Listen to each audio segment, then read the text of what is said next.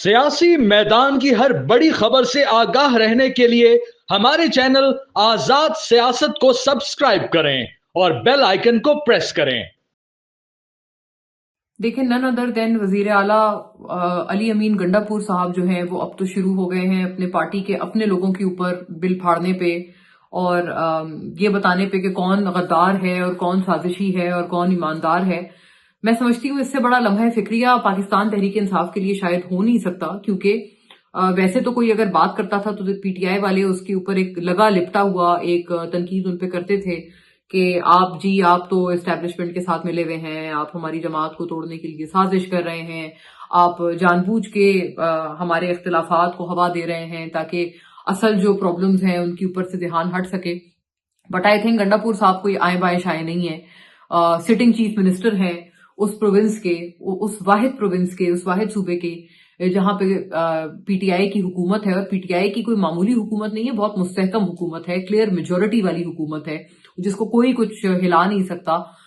वहां के वजीर आला अपने पार्टी के लोगों के ऊपर जब ये इल्जामात उनके ऊपर धर रहे हैं और तैमूर झगड़ा साहब पे तो बाकायदा उनके ऊपर तो बहुत लंबी चौड़ी इंक्वायरी शुरू हो गई है, उनको तो बाकायदा एक तरह से स्क्रूटनाइज किया गया है कि आपके दौरे हुकूमत में आपने ये किया, आपने पैसे खाए, आपने गफलत बरती, आपने क्रिमिनल नेग्लिजेंस की। उनके ऊपर बहुत शदीद इल्जामात लगाए हैं गंडापुर साहब की गवर्नमेंट ने। तो आई थिंक इससे बड़ा लम्हा फिक्रिया नहीं हो सकता। मैं इसके बारे में मुझे कोई अभाम नहीं है। पीटीआई अपने लोएस्ट एब, निचली तरीन सतह पे आ चुकी है as far as unity and consensus in the party is concerned.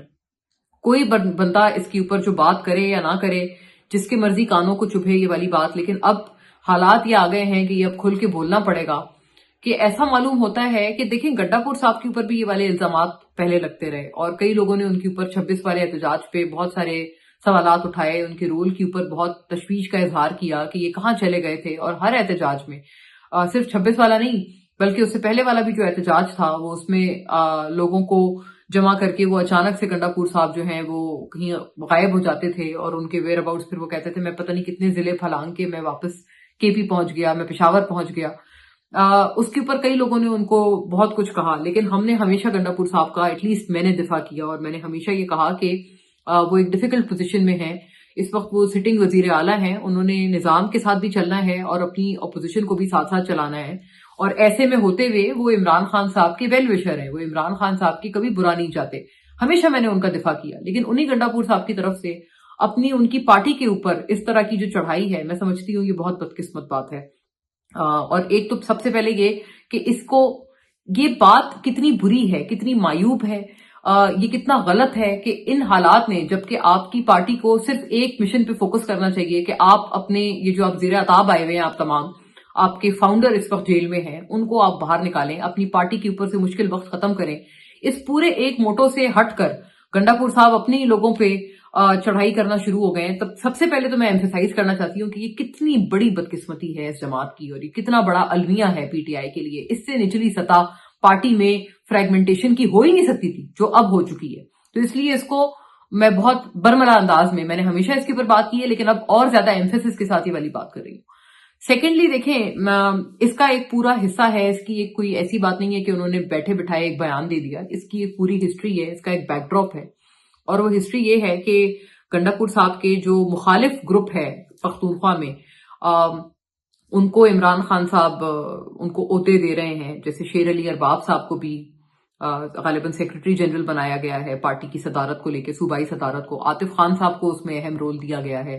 PTI सदारत के हवाले से। दूसरी तरफ जुनैद खान साहब को आगे लाया गया है। मतलब जो एंटी गंडापुर साहब जो ग्रुप है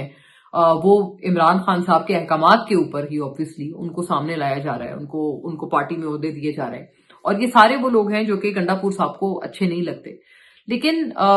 ये इसका इसीलिए एक बैकड्रॉप है क्योंकि असद कैसर साहब, जहां पर उनके ऊपर उन्होंने भी, बल्कि वो कह रहे थे, उन्होंने ट्वीट करके रद्द अमल दिया, उन्होंने कहा कि वो जवाब नहीं देंगे, वरना जवाब देने को वो बहुत कुछ कह सकते हैं लेकिन ये वक्त नहीं है। वो मेरा ख्याल है बिल्कुल ठीक कह रहे हैं कि वो ये कतन वक्त नहीं है।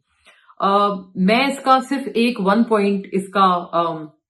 जो मैंने पीटीआई के लोगों से पता किया है, मुझे इसका सिर्फ एक वन पॉइंट उसका जवाब मिला है और वो ये है कि आपको पता है कि असद कैसर साहब उन लोगों में से हैं जो कि मौलाना फजल रहमान साहब के अच्छे रवाबित में जिनके साथ उनके हैं اور وہ بہت ایک اہم پی ٹی آئی میں وہ فگر ہیں جو کہ مولانا صاحب کے ساتھ ریکنسیلیشن کر رہے ہیں، اور پہلے بھی انہوں نے کی ہے۔ مولانا صاحب پی ٹی آئی سے خاصے ناراض ہیں۔ میں اتنا بھی آگے بتاتی ہوں کہ مولانا فضل الرحمان صاحب سلمان اکرم راجہ صاحب سے بھی خاصے ناراض ہیں، اور یہ جو پوری چیز ہے یہ دراصل وہ جو مولانا صاحب کا ایک اپوزیشن اتحاد میں آنا ہے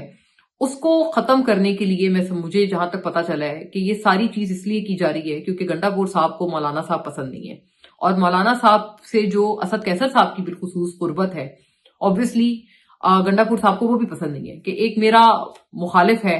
اور اس کے ساتھ میری پارٹی کا بندہ بہت زیادہ قریب ہے، تو اس وقت اس قربت کی ضرورت ہے پی ٹی آئی کو، یہ سمجھنا پڑے گی بات گنڈا پور صاحب کو۔ لیکن میں نہیں سمجھ آتی، مجھے نہیں سمجھ آتی کہ کیا وجہ ہے۔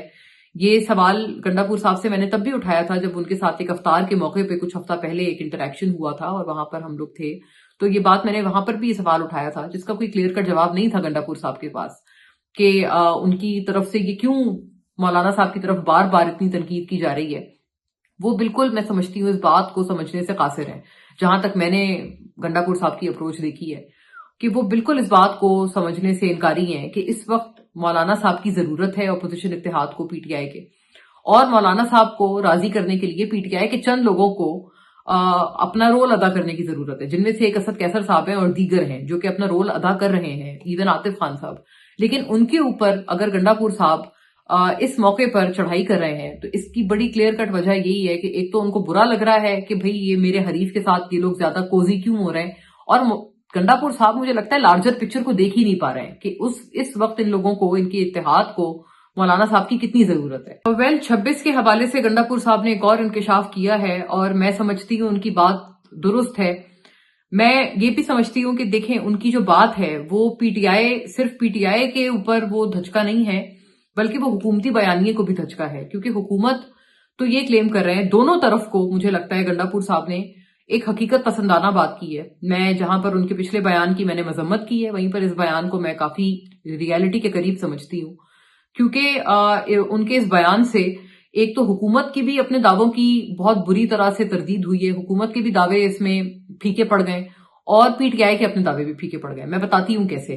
حکومت کے دعوے اس لیے پھیکے پڑے ہیں کیونکہ حکومت نے یہ کلیم کیا تھا کہ جی 26 کو تو کوئی گولی نہیں چلی، تو یہ جو بات ہے، یہ جو دعویٰ ہے حکومت کا، ایک طرح سے یہ ایک تو ایویڈنٹلی یہ بات ہے کہ یہ پھیکا پڑا ہے، کیونکہ حکومت کا جو کلیم ہے وہ گنڈا پور صاحب کے کلیم کے ساتھ بالکل بری طرح سے وہ درہم برہم ہو جاتا ہے۔ وہیں دوسری طرف پی ٹی آئی کا بھی obviously ان کا بھی جو کلیم ہے کہ اسٹریٹ فائرنگ کر کے لوگوں کو مارا گیا، ہمیں روز اول سے پتا تھا کہ اس طرح کی بات نہیں ہے، اور جتنے لوگ جو وہاں پر آن گراؤنڈ موجود تھے سب نے اس بات کی شہادت دی ہے کہ وہاں پر اگر گولیاں چلی تھیں تو لوگوں کو ڈسپرس کرنے کے لیے چلی تھیں، کوئی ڈائریکٹ فائر والا کوئی کانسیپٹ نہیں تھا، جیسے کہ کچھ لوگ کلیم کر رہے تھے کہ جی چھتوں کے اوپر لوگ تھے اور وہ وہاں سے سنائپر شاٹ لے رہے تھے، اس طرح کی کوئی چیز نہیں ہوئی تھی۔ عمارتوں کی چھتوں کے اوپر اگر کوئی لوگ تھے تو ان کا قطعاً یہ ان کے ہونے کا پرپز نہیں تھا کہ ان سے کوئی سنائپر شاٹ لیا جاتا۔ جتنی بھی کیجویلٹیز تھیں جو ہوئی ہیں دونوں اطراف سے ہوئی ہیں، ان میں سے کسی کا بھی سنائپر شاٹ والا کسی کا کانسیپٹ نہیں ہے، کسی کا بھی سنائپر شاٹ والا جو ہے کسی کی ہلاکت یا کیجویلٹی نہیں ہے، چاہے حکومت کی طرف کے ہوں یا چاہے پی ٹی آئی کی طرف کے ہوں۔ At the end of the day انسانی جان کا ضیاع انسانی جان ہی ہوتا ہے، اس کے اوپر افسوس اور ماتم دونوں اطراف کا بنتا ہے، اور یہ بہت افسوسناک مقام ہے کہ ہماری کشیدگی اور ہماری لڑائی جو دونوں کی ہے وہ اس نہج تک، جانوں کے ضیاع تک جو ہے وہ اس معاملے کو گھسیٹ لائی ہے۔ اس کے اوپر جو افسوس ہے وہ کسی صورت کم نہیں ہو سکتا، چاہے وہ جس مرضی طرح سے وہ جو انسانی جان کا ضیاع ہے وہ ہوا ہو۔ بٹ ہیونگ سیڈ دیٹ، یہ بات ان کی ٹھیک ہے کہ اگر ڈائریکٹ شاٹ لیے ہوتے تو ظاہر ہے اگر ڈائریکٹ ایم کر کے فائر کیا ہوتا تو خدا نہ خواستہ کوئی بھی نہ بچتا، اور یہ بہرحال بات غلط ہے۔ جو فائرنگ تھی وہاں پر اینی شاہد بھی ہمیں پہلے روز سے یہ بتا رہے تھے کہ وہ لوگوں کو ڈسپرس کرنے کے لیے تو ضرور تھی، لیکن کسی کو ایم کر کے شاٹ کرنا یا کسی کو ایم کر کے قتل کرنا اس کے لیے فائرنگ نہیں تھی۔ ہاں obviously اگر اس پوری ہوائی فائرنگ سے کوئی اس کی زد میں آیا یا کوئی ہلاکت ہوئی، وہ بھی obviously میں پھر کہہ رہی ہوں کہ وہ بھی اتنی ہی دردناک ہے، اتنی ہی قابل افسوس ہے جتنی کہ ڈائریکٹ فائر سے ہوتا ہے۔ لیکن obviously ڈائریکٹ فائر کا یہ وہ تو انٹینشنل فائر ہے کہ کسی کو قتل کرنے کے لیے ہے، یہ فائر کا مقصد یہ نہیں تھا کہ خدا نخواستہ کوئی قتل ہو۔ But I will say this again, دیکھیں اس سے انسانی جو جان کا ضیاع ہوا ہے اس کی گریوٹی کم نہیں ہو جاتی، پہلے تو میں یہ کہنا چاہتی ہوں. اور ہاں، to your question, answering your question, Gandapur صاحب کی اس بات سے یقیناً جو پی ٹی آئی کا اپنا کلیم تھا یا ان کے اپنے لوگ جو کہتے تھے کہ جی ڈائریکٹ فائر کر کر کے 200 بندے انہوں نے شہید کر دیے، پھر اس کے بعد وہ فگر کم ہوا، وہ ڈائریکٹ فائر نہیں تھا. ڈائریکٹ فائر سے بہت بڑے پیمانے پہ جانی نقصان ہوتا، اور یہ اس میں کوئی دوسری رائے نہیں ہے، یہ کوئی نارمل کامن سینس رکھنے والا شخص بھی سمجھ سکتا ہے. اور بہرحال میں پھر کہوں گی کہ جہاں میں نے گنڈا پور صاحب کے اپنے پارٹی کے اوپر چڑھائی کرنے کے بیانیے کو اس کی میں نے مذمت کی ہے، وہاں پر میں اس خاص بیان کو گنڈا پور صاحب کے خاصا حقیقت پسندانہ اور حقیقت سے قریب تر بیان سمجھتی ہوں. کور کمانڈرز کانفرنس کا جو اعلامیہ ہے مجھے لگتا ہے وہ بہت کلیئر ورڈڈ ہے، اور بلکہ میں سمجھتی ہوں کہ جو گورنمنٹ کی طرف سے اس بات پہ کلیئرٹی آنی ہے اس میں خاصی کمی محسوس کی جا رہی ہے، کیونکہ حکومت کی طرف سے ابھی بھی کلیئر کٹ نہیں بتایا جا رہا کہ آپریشن چل رہا ہے اور کوئی آپریشن انڈر وے ہے. Where as corps commanders conference کے اعلامیے میں تو یہ بات بڑی کلیئر کٹ بتائی گئی ہے کہ عزم استحکام کے تحت جو بھی آپریشن اور جو کاؤنٹر ٹیررزم کی ایکٹیویٹیز ہیں ان میں اور زیادہ تیزی لائی جائے گی. سو آئی تھنک گورنمنٹ یا تو اپنے کچھ ریکنسیلیٹری جو ان کا موڈ ہے اس کو چاہتے ہیں کہ وہ جی اس میں کوئی خرابی نہ آئے یا اس پہ کوئی اثر نہ آئے. بہت کلیئر کٹ کہا نہیں جا رہا حکومت کے لوگوں کی طرف سے کہ جی آپریشن انڈر وے ہے. ایک تو میں گورنمنٹ کا سمجھتی ہوں کہ اس کے اندر کافی انفارمیشن امپارٹ کرنے کے حوالے سے حکومت یا پی ایم ایل این کا بہت زیادہ اس میں مجھے فقدان نظر آیا. جو کلیئرٹی کور کمانڈرز کانفرنس میں نظر آئی ان کے آبجیکٹوز میں، وہ گورنمنٹ کی کسی پریس کانفرنس میں کسی بھی وزیروں کی جو فوج کھڑی کی گئی ہے ان کی کسی پریس کانفرنس میں ابھی تک اس حوالے سے کوئی کلیئرٹی نہیں دی گئی. تو ایک تو یہ بات بڑی اس میں اہم ہے. دوسرا دیکھیں پھر پی ٹی آئی کا جو ایک پورا جو ایک رول ہے، میں اس میں تھوڑا سا ایک آئیڈینٹیفائی کرنا چاہتی ہوں اس سوال کی جواب میں، کہ جو بلوچستان اور بی وائی سی بلوچستان یکجہتی کمیٹی کو جو پی ٹی آئی نے ان کو جو اپنا ایک سپورٹ آگے دیا ہے، مجھے پی ٹی آئی کے ایک بہت اہم ترین رہنما نے یہ بات بتائی کہ انہوں نے عمران خان صاحب سے یہ کہا کہ آپ بار بار مہرنگ بلوچ صاحبہ کے حوالے سے ان کے حق میں بیان دے رہے ہیں. ہمیں اس بات پہ تشویش ہے کہ مہرنگ صاحبہ نے تو آج تک ہمارے بیان کو سیکنڈ نہیں کیا. مطلب جو پی ٹی آئی کے اوپر جو بھی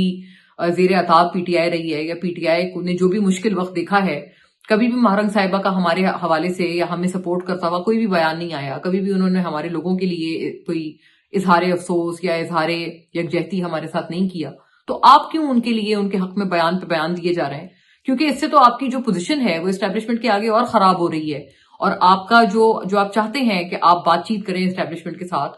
وہ جو آپ کی ایک ایک ٹاکنگ پوزیشن ہے، ایک یہ نیگوسیشن کی جو پوزیشن ہے اسٹیبلشمنٹ کے ساتھ، وہ بھی کمزور ہو رہی ہے، کیونکہ وہ آپ سے اور زیادہ بات نہیں کریں گے کہ آپ اس طرح کے کسی ایک کیریکٹر کو آپ سپورٹ کر رہے ہیں. تو آبویسلی آپ ایک ان کی وجہ سے ایک اپنے اوپر ایک خمیازہ بھی اٹھا رہے ہیں. اسٹیبلشمنٹ کی طرف سے آپ نزلہ بھی مزید برداشت کریں گے for supporting Mahrang Baloch. But on the other hand وہ آپ کی طرف کوئی مطلب دوستی کا ہاتھ ہی نہیں بڑھا رہی. کوئی انہوں نے پی ٹی آئی کے حق میں کوئی بیان نہیں دیا مہرنگ صاحبہ نے.